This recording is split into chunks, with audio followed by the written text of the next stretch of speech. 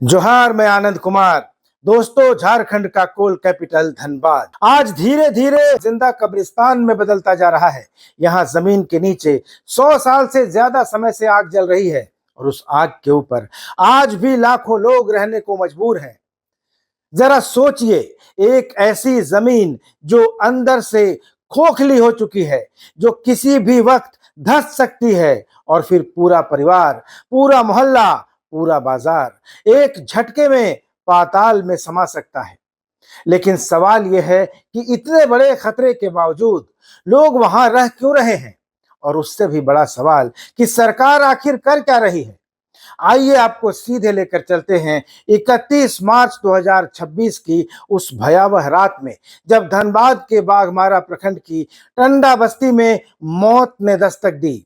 रात के करीब 8 बजे अचानक जोरदार धमाका हुआ। लोग कुछ समझ पाते उसके पहले ही जमीन फट गई और मनोहर उरांव का पूरा घर करीब 20 फीट नीचे धंस गया।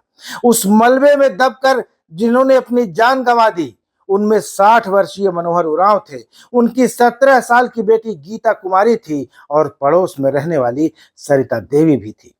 सोचिए, एक बाप जिसने जिंदगी भर मेहनत की, एक बेटी जिसने शायद अभी जिंदगी देखनी भी शुरू नहीं की थी, कुछ सेकंडों के अंदर धरती में समा गए। धरती ने सबको निगल लिया। लेकिन इन सब में सबसे शर्मनाक बात क्या थी दोस्तों, जानते हैं? घंटों तक कोई सरकारी मदद वहां नहीं पहुंची। क्यों नहीं पहुंची? क्योंकि इलाके की बिजली कट चुकी थी, इलाका डेंजर जोन घोषित हो चुका था और प्रशासन के आने के पहले गांव वाले रोते बिलखते चीखते खुद अपनी आंखों से मलबा हटाते रहे, लेकिन सिस्टम फिर भी नहीं जगा।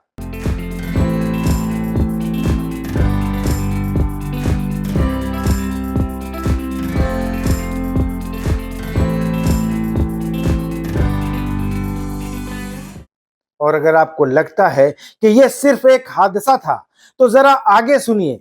अप्रैल 2026 में टंडाबाड़ी में लगातार 3 बड़े भूधसान हुए। 22 अप्रैल को पूरी बस्ती करीब 4 फीट नीचे धंस गई। घर फट गए, दीवारों में दरारें पड़ गई, लोग डर के साए में जीने को मजबूर हुए। लेकिन इसके सिर्फ 2 दिन बाद 24 अप्रैल की रात आई, फिर जमीन फट गई। 21 घर पूरी तरह से जमीन में समा गए। 350 से ज्यादा परिवारों को रातों रात घर छोड़ना पड़ा। यानी लोग अपने ही गांव में शरणार्थी बन गए। और अभी लोग इस सदमे से बाहर भी नहीं निकल पाए थे कि 2 मई 2026 को मुनीडीह कोलवाशरी में एक और दर्दनाक हादसा होता है। कुछ मजदूर ट्रकों में कोयला लोड कर रहे होते हैं, तभी अचानक मलबे का एक बड़ा हिस्सा ढह जाता है और 4 मजदूर जिंदा दब जाते हैं। माणिक बावरी, दिनेश बावरी, दीपक बावरी और मोड़ा गोप, 4 गरीब मजदूर जो शायद सिर्फ 2 वक्त की रोटी के लिए वहां काम कर रहे थे, लेकिन सिस्टम ने उन्हें मौत दे दी। अब सवाल ये उठता है कि क्या ये हादसे अचानक हो रहे हैं? जी नहीं, ये मौतें तयशुदा हैं, क्योंकि धनबाद की धरती पिछले 110 साल से लगातार जल रही है। जी हां, 110 साल से। इस आग की शुरुआत हुई थी साल 1916 में, जब पहली बार झरिया इलाके में जमीन के भीतर से धुआं उठता हुआ दिखाई दिया था। उस दौर में कोयला निकालने की होड़ मची थी, सुरक्षा के मानकों को नजरअंदाज किया जाता था और धीरे धीरे जमीन के अंदर आग फैलती चली गई। और फिर आया 1934 का बिहार और नेपाल का वो विनाशकारी भूकंप।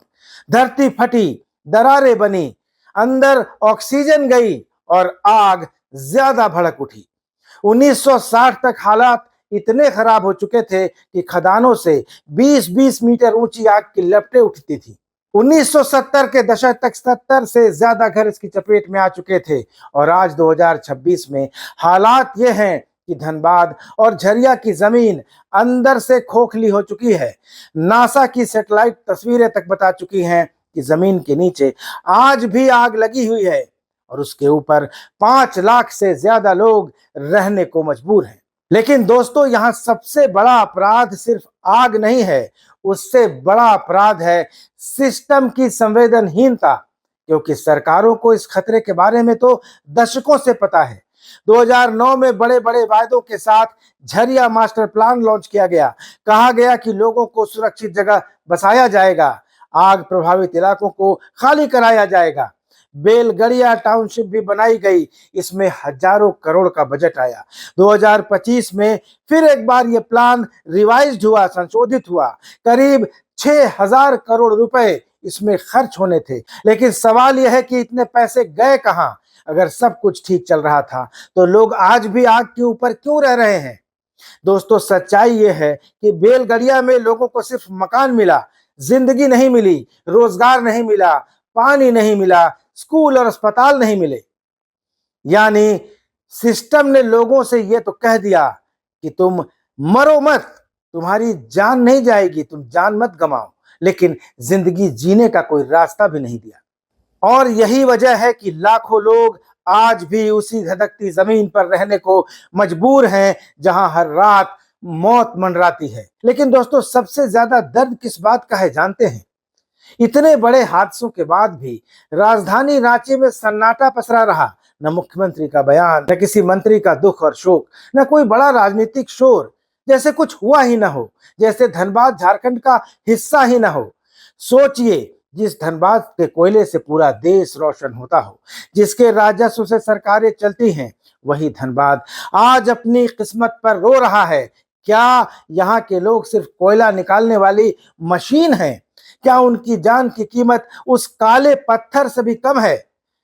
हर हादसे के बाद अफसर आते हैं, फोटो खींचती है, जांच बैठती है, और फिर वही बयान कि बारिश जिम्मेदार थी, इलाका डेंजर जोन था। लेकिन कोई ये नहीं पूछता कि अगर इलाका इतना खतरनाक था तो लोग वहां रहने को मजबूर क्यों थे, उन्हें सुरक्षित जिंदगी क्यों नहीं दी गई। दोस्तों, धनबाद की आग सिर्फ जमीन को नहीं जला रही, ये हमारी इंसानियत को भी जला रही है, और शायद हमारी संवेदनाओं को भी।